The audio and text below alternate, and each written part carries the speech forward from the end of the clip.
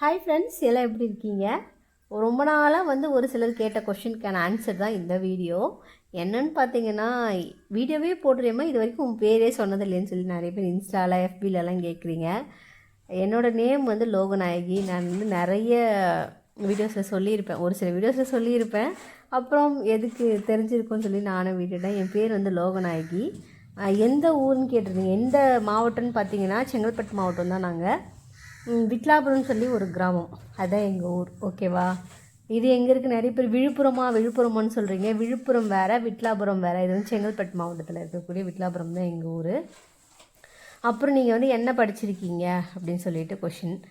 நான் +2 படித்த உடனே எனக்கு மேரேஜ் பண்ணிட்டாங்க.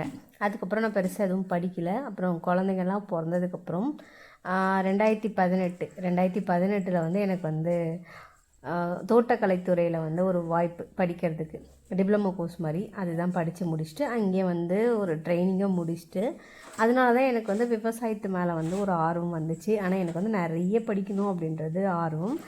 சீக்கிரமாக மேரேஜ் பண்ணதுனால என்னால் பெருசாக படிக்க முடியல. நான் 90s கிட்ஸ் தான். எனக்கு 2 பசங்க இருக்காங்க. ஓகேவா? நான் ரிலேஷன்லேயே மேரேஜ் பண்ணிட்டேன். ஓகேவா? இதுதான் என்னோடய ஃபுல் டீட்டெயில்ஸ். ஃபேமிலி காட்டுங்கக்கான்னு நிறைய பேர் கேட்குறீங்க. நான் போக போக வீடியோவில் கண்டிப்பாக ஃபேமிலியை காட்டுவேன். ஆனால் யாருமே ஃபோட்டோஸ்க்கு வீடியோஸ்க்கெலாம் வரமாட்டாங்க. எனக்கு ஃபஸ்ட்டு யூடியூப்பில் வீடியோ போடுறதுக்கே பெர்மிஷன் கிடையாது. ஃபஸ்ட்டு நானாக இது என்னோடய விருப்பப்பட்டு பண்ணுறது தான். ஃபஸ்ட்டு யூடியூப் எல்லாமே வேணாம் அப்படின்ற மாதிரி தான் சொல்லியிருந்தாங்க. எனக்கு இன்ட்ரெஸ்ட் இருந்ததுனால நானே ஸ்டார்ட் பண்ணிக்கிட்டேன். அதனால் என் பசங்க, நான், என் ஹஸ்பண்ட் அப்போல்லாம் காட்டுறதுக்கு வரமாட்டாங்க. அதனால் நான் மட்டும் என்ன பண்ணி தான் காட்டிக்கிறேன். நிறைய பேர் காட்டுங்கன்னு கேட்டிருந்தீங்க. கூடிய சீக்கிரம் நான் காட்டிக்கிறேன். ஓகேவா? அடுத்து நான் 90s கிட் தான். என் பசங்க எனக்கு 2மே பையன் பசங்க தான். ஓகேவா? இதை தாண்டி வேறு என்ன கொஷின்ஸ் இருக்குது? அப்புறம் எப்படி விவசாயத்து மேலே ஆடு மாடு வளர்ப்புலாம் ஆர்வம் வந்துச்சு அப்படின்ட்டு கேட்டிருந்தீங்க. சொல்லப்போனால் எனக்கு விவசாயம், ஆடு மாடு வளர்ப்புலாம் சின்ன வயசில் பிடிக்கவே பிடிக்காது. நான் ஸ்கூல் 12th முடிக்கிற வரைக்குமே நான் ஒரு நல்ல ஒரு பொசிஷன் போகணும், கவர்மெண்ட் ஜாப்பு அந்த மாதிரி தான் எய்ம் பண்ணியிருந்தேன். கடைசியில் எனக்கு என்னோடய கெட்ட நேரமாக என்னன்னு சரியாக தெரியல, எனக்கு அந்த வாய்ப்பு கிடைக்கல. எனக்கு மேரேஜ் முடிச்சுட்டு அப்படியே ஃபேமிலி, குழந்தை குட்டி அப்படின்ட்டு ஆயிடுச்சு.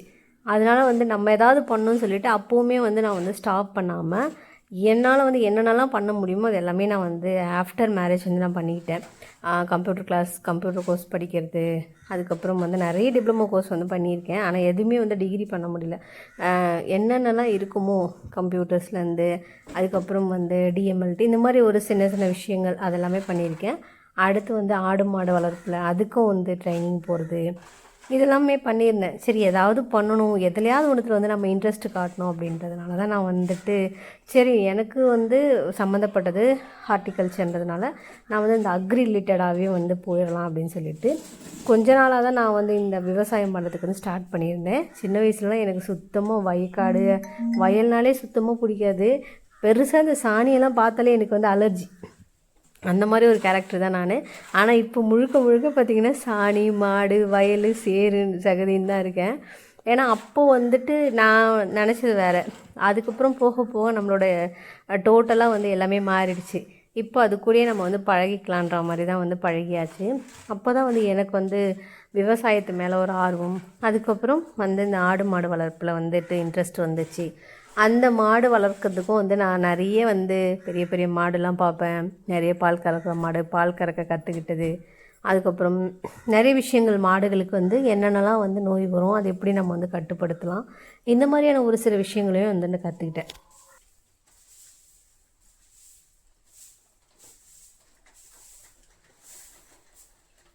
சரி, மாடு மட்டுமே போதாது, அதுக்கு நம்ம கோழியும் கூட சேர்த்து வளர்க்கலாம்னு சொல்லிட்டு கோழியுமே ஒரு ஸ்டார்டிங்கில் ஒரு 60 கோழிக்கிட்ட வளர்த்திட்டு இருந்தேன். அப்போ கோழிக்குமே எப்படி வேக்சினேஷன் கொடுக்கணும், அது எல்லாமே ஸ்டார்ட் பண்ணது. நான் வீடியோ ஸ்டார்ட் பண்ணப்போ இந்த வீடியோஸ்லாம் தான் நான் ஃபஸ்ட்டு போட்டிருந்தேன். பெருசாக ஒன்றும் ரீச் இல்லை. சரி, அப்படியே என்னோடய கண்டென்ட்டே நான் கொஞ்சம் கொஞ்சமாக மாற்றிக்க ஸ்டார்ட் பண்ணியிருந்தேன். ஆனால் ஸ்டார்டிங்கில் போட்டது எல்லாமே பார்த்திங்கன்னா மாடு வளர்ப்பு, கோழி வளர்ப்பு இந்த மாதிரி தான். ஃபேஸ் காட்டாமல் போட்டேன். ஏன்னா வீட்டில் பெர்மிஷன் இல்லைன்றதுனால நான் ஃபேஸ் ரிவீல் பண்ணாமல் இந்த ஆடு மாடு அதை மட்டும் போட்டேன். ஆனால் என்னை பொறுத்தன வரைக்கும் விவசாயம் இந்த மாதிரி ஒரு ரிலேட்டடில் வந்து அதிகமாக ரீச் வந்து கிடைக்கிறது இல்லைன்ட்டு நான் வந்து இப்போ புரிஞ்சுக்கிட்டேன். ஏன்னா சேனல் ஸ்டார்ட் பண்ணி கிட்டத்தட்ட 4 இயர்ஸ் கிட்ட ஆகுது. இது வரைக்குமே வந்து ரொம்ப பெருசாக ஒன்றும் ரீச்சுன்னு கிடையாது. மானிட்டைசேஷன் வந்து ஒரு 1.5 வருஷத்தில் வந்து எனக்கு கிடச்சிது. அதுக்கப்புறமா பெருசாக ஏர்னிங்ஸ்னு ஒன்றும் கிடையாது. ஏதோ வந்து நமக்கு வந்து நம்மளை பார்த்து நிறைய பேர்த்துக்கு வந்து ஆர்வம் வரணும். நிறைய வில்லேஜில் வந்து பொண்ணுங்க படிச்சுட்டு படிக்க முடியாமல் நிறைய டேலண்டடான பொண்ணுங்கள்லாம் இருக்காங்க. அவங்களாலாம் வந்து எதுவுமே பண்ண முடியல அப்படின்னும் போது இந்த மாதிரி குட்டி குட்டி வீடியோஸை பார்த்து அவங்களுக்கு வந்து கொஞ்சம் கொஞ்சமாக மோட்டிவேஷன் வந்து வரும். அப்படின்றதுனால தான் வந்து நான் வீடியோஸே வந்து ஃபஸ்ட்டு சூஸ் பண்ணேன். ஃபஸ்ட்டு எனக்கு வந்து இது என்ன சொல்கிறது, நம்ம ஏதாவது பண்ணணும், நம்ம ஏதாவது பண்ணுமே, அப்படியே இருந்துட்டோமே அப்படின்னு சொல்லிட்டு நான் என்னை வந்து கொஞ்சம் கொஞ்சமாக டெவலப் பண்ணுறதுக்காக ஸ்டார்ட் பண்ணது தான் இந்த யூடியூப் சேனலு. அதுக்குமே வந்து ஸ்டார்டிங்கில் வந்து எனக்கு ரொம்ப பயமாக இருந்துச்சு. நான் சேனல் ஸ்டார்ட் பண்ணி 4 இயர்ஸ் கிட்ட ஆகுது. ஆனால் வந்து ஸ்டார்ட் பண்ண ஒரு 1 இயர் வந்து நான் வீடியோ வந்து சரியாக கொடுக்கல. வருஷத்துக்கு ஒரு வீடியோ, மாதத்துக்கு ஒரு வீடியோன்ற மாதிரி 3 மாதத்துக்கு ஒரு வீடியோ அப்படி தான் நான் வந்து போட்டிருந்தேன். ஏன்னா எனக்கு வந்து பயமாக இருக்கும். இந்த நெகட்டிவ் கமெண்ட்ஸ்லாம் பார்த்து நான் ரொம்ப பயப்படுவேன். ஐயோ யாராவது நெகட்டிவ் கமெண்ட் போட்டுருவாங்களோ அப்படி இப்படின்னு சொல்லி ரொம்ப பார்த்து ஏன்னா இப்போ நம்ம அந்த நெகட்டிவ் கமெண்ட்லாம் பார்த்தா நம்ம வீட்டில் வந்து தேவையில்லாமல் பிரச்சனைகள் வரும். அதனாலலாம் வந்து நான் ரொம்ப யோசிச்சுட்டு பெருசாக வந்துட்டு ஒன்றும் போடலை. இப்போ தான் ஒரு 8 மந்த் 6 மந்த்தாக தான் நான் வந்து கொஞ்சம் வீடியோஸே வந்து ஃப்ரீக்வெண்ட்டாக போடவே ஸ்டார்ட் பண்ணியிருக்கேன். அதுக்கு முன்னாடிலாம் வந்து இப்படி போட்டதில்லை. எப்போயோ ஒரு வீடியோஸு, ரொம்ப லாங் வீடியோ போட்டதே ரொம்ப ரேர். அதுவும் பெருசாக ரீச் இல்லைன உடனே நமக்கு வந்து ஒரு ஆசை வரல, வீடியோ போடணும் அப்படின்ற ஒரு ஆசையை வந்து பெருசாக வரல. ஆனால் இதுக்கப்புறம் வந்து கண்டிப்பாக ரெகுலராக போடணும் அப்படின்ட்டு ஒரு எண்ணம் இருக்குது. என்னை பற்றின டீட்டெயில்ஸ் வந்து இது தான். இதை தாண்டி வேறு ஏதாவது கொஷின்ஸ் உங்களுக்கு இருக்குது அப்படின்னா நீங்கள் வந்து கமெண்ட்டில் கேளுங்க, நான் கண்டிப்பாக வந்து ஆன்சர் பண்ணுறேன். நிறைய பேர் கேட்குறீங்க எந்த ஊர், அப்புறம் நேம் வந்து லோகநாயகி தான். நான் ஸ்டார்டிங்கில் என்னோடய யூடியூப் ஸ்டார்ட் பண்ணும்போது நான் சொல்லியிருப்பேன். அது தாண்டி பெருசாக ஒன்றும் பேர் சொல்ல முடியாது. ஏன்னா நம்ம வந்து அதிகமாக ஷார்ட்ஸ் தான் போடுறது. அதில் அந்த ஒரு ஃபஸ்ட்டு 1 மினிட் இருந்துச்சு, இப்போ 3 மினிட் வரைக்கும் பேசிக்கலாம்னு வச்சுக்கோங்க. 3 மினிட் பேசினாலே வந்து அந்தளவுக்கு ரீச் அதாவது அந்தளவுக்கு வந்து வியூஸ் போகாதுன்றதுனால நான் வந்து சும்மா ஷார்ட்டாக என்னென்ன கண்டென்ட்டோ அதை மட்டும் சொல்லிவிட்டு நம்ம பெருசாக பேர் எதுக்கு சொல்லணும் அப்படின்ட்டு விட்டுருவேன். மற்றபடி வேறு ஒரு விஷயமும் இல்லை. அதை தாண்டி வேறு என்ன, எனக்கு வந்து நிறைய ஏதாவது கொஞ்சம் பெருசாக ஏதாவது பண்ணணும், பெருசாக எதாவது அச்சீவ் பண்ணணும், அந்த மாதிரி ரொம்ப நிறைய ஆசைகள்லாம் இருக்குது. ஆனால் அது எதுவுமே வந்து இது வரைக்கும் நடக்கலை.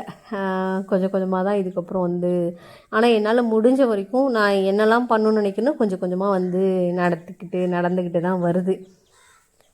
இந்த மாடு வளர்க்குறதுல வந்து எனக்கு ரொம்ப பெரிய ஆசை என்னென்னா, நிறைய மாடு வச்சு மிஷின்லாம் போட்டு பால் கறக்கணும். அது ரொம்ப ஆசை எனக்கு.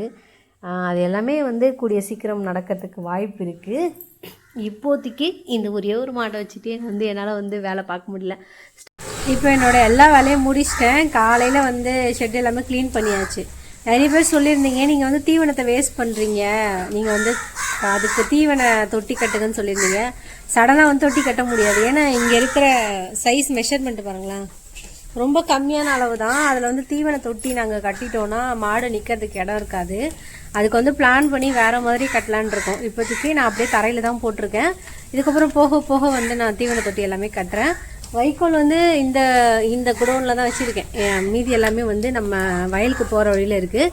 இங்கே தீர்ந்துடுச்சுன்னா திரும்ப அங்கேருந்து எடுத்துகிட்டு வந்து இங்கே ஸ்டோர் பண்ணி இப்படி தான் போட்டுக்கிறோம். வைக்கோல் எல்லாமே நல்லா வந்து எப்படி சொல்கிறது, ஈரெல்லாம் இல்லாமல் உலர்த்தியாக தான் பார்த்துட்ருக்கோம். மாடை வந்து ஓரளவுக்கு மெயின்டைன் பண்ணுறேன்னு நினைக்கிறேன். அதுலேயும் நிறைய பேர் சொல்கிறீங்க ஒழுங்காகவே உங்களுக்கு மெயின்டைன் பண்ண தெரில அப்படின்றலாம். எனக்கு தெரிஞ்ச அளவுக்கு நான் மெயின்டைன் பண்ணுறேன். மழை நாளில் வந்து மாடை மெயின்டைன் பண்ணுறது எவ்வளோ கஷ்டன்றது பண்ணி பார்த்தா மட்டும் தான் தெரியும்.